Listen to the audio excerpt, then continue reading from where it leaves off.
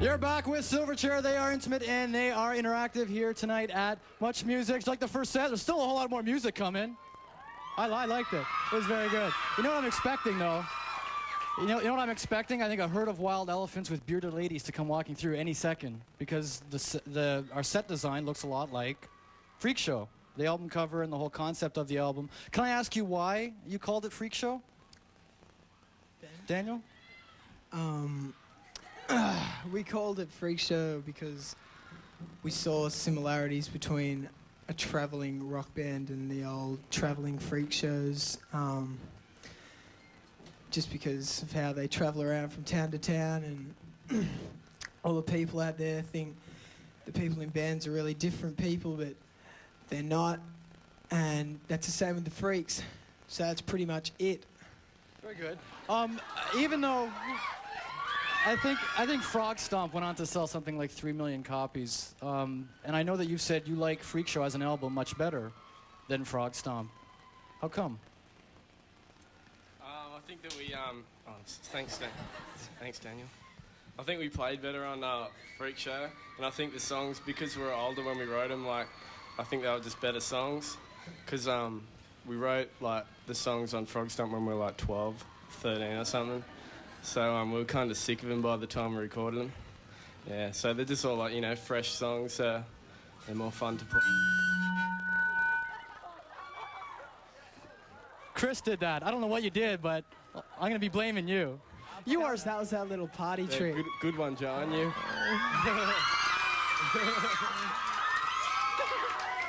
Thank you. Okay, I've done my share, and I have some more stuff to ask you a little bit later, but a lot of people here have questions to ask. We're going to start off with this guy, actually. What is your name? Chuck. I was wondering, like, when you take bands like Rush or Primus or Blackwater, Vertical Smile, and I was just thinking if, like, a three-piece band was what you guys originally wanted, and if it has its advantages when you're, like, touring and stuff. It has advantages and disadvantages. It's a lot easier touring-wise, because when you get in an argument, like we often do, you're just outnumbered all the time, 2-1, Ben and Chris versus Daniel, and yeah, but when you got a 4 or 5 piece, it's much easier to get a thicker sound, and you can produce what you recorded on the album a lot easier, just because on most 3 pieces albums there's at least 2 guitar tracks. But we don't care. Keep it simple, and yeah, simple's best, said Chris. You are a traveling band, as you said earlier, but you know, maybe there'll be a little bit of fighting here and there, but you're all still very good friends. That's first and foremost, right? Yeah. Brothers, friends? Yes. Good, okay. You know what, we have a traveling speakers corner unit right across Canada, and I think we're going to take a look at a question. This is coming from Montreal, if I can direct you to a monitor. Over there. Let me show you something. Listen carefully.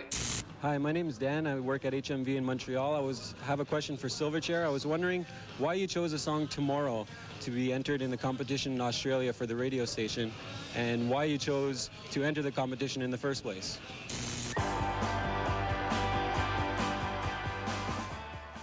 Go ahead, Chris. Do you want to handle it? I think Tomorrow was probably one of our better songs, and I think they think so too. we kind of entered the competition because we kind of just sort of did as much stuff as we could to get noticed and heard by everybody as possible, and that's my little trick again. And it kind of just worked. And is it true that I read that you're maybe sick of Tomorrow a little bit, Daniel? Yes. Are you? No, we don't mind playing it. It's just we've been playing it since we were about 13 or 14, so after 4 or 5 years it gets a little boring. But that's all right. You're still very proud of it. Think of Aerosmith there. Aerosmith. They've been playing some of their songs for like 15 years or something. They'd be kind of sick of them. Looks like a lady. That's true. He does. Okay, you know what? I think we have a phone call right now. Is our caller there? Who are you and where are you calling from? Oh, this is Derek from North Bay, I believe. Derek, are you on the line? Yes, I'm on the line. I just want to say to you guys, this is the first time I've heard you live, and you sound spectacular. I can't hear Derek. Derek, can you speak up a little bit? This is the first time I've heard you guys live, and you sound spectacular. And I'm just wondering what your musical educational background is, like if you taught yourself or if you had lessons or whatnot. Chris? Well, we kind of just sort of started out. We had, we'd have a lesson and someone would teach us a cover song of someone else. So that was pretty much the lesson of the week. Yeah. And basically we just learn everything else by just sort of messing around and being idiots. Okay. And I got to say, your album's going to go #1. I can guarantee you guys that.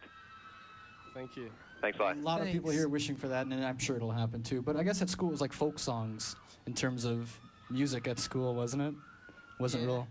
We pretty much, my lessons were just when I first started figuring out Black Sabbath and Zeppelin songs, and then I saw a Deep Purple video, and Richie Blackmore said that he had classical lessons for a year, so I decided to copy him, and I did that, and I hated it, so I stopped.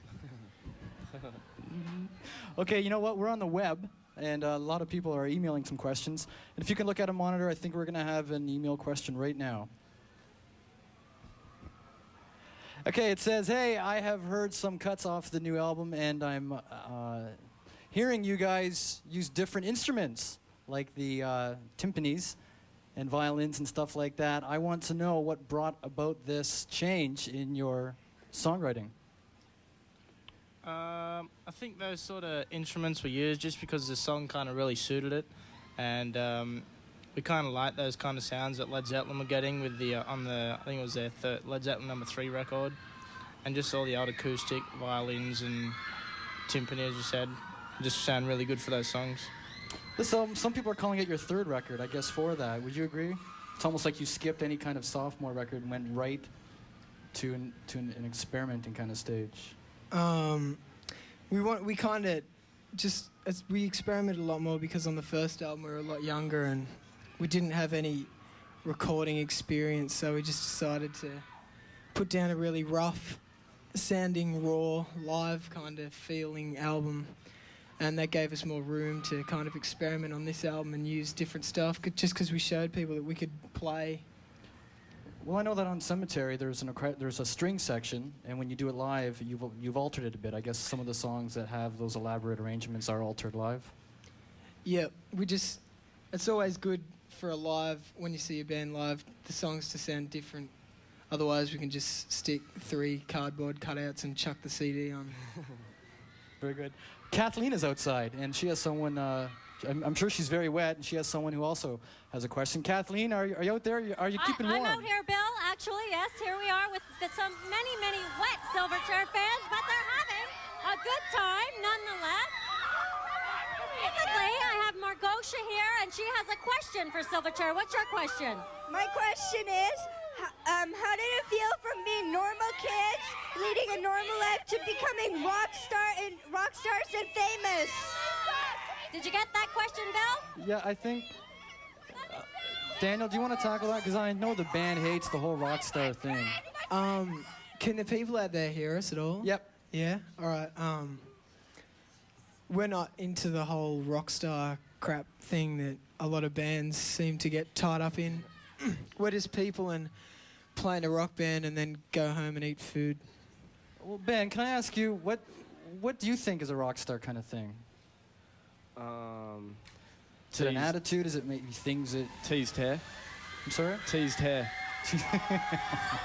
That's my opinion of a rock star. Okay. Yeah, I can't add any more to it, I'm sorry. Okay, you know what? There's still a whole lot more talking from Silverchair, and also some playing. But you got to hang on because we'll be right back. Please don't go away.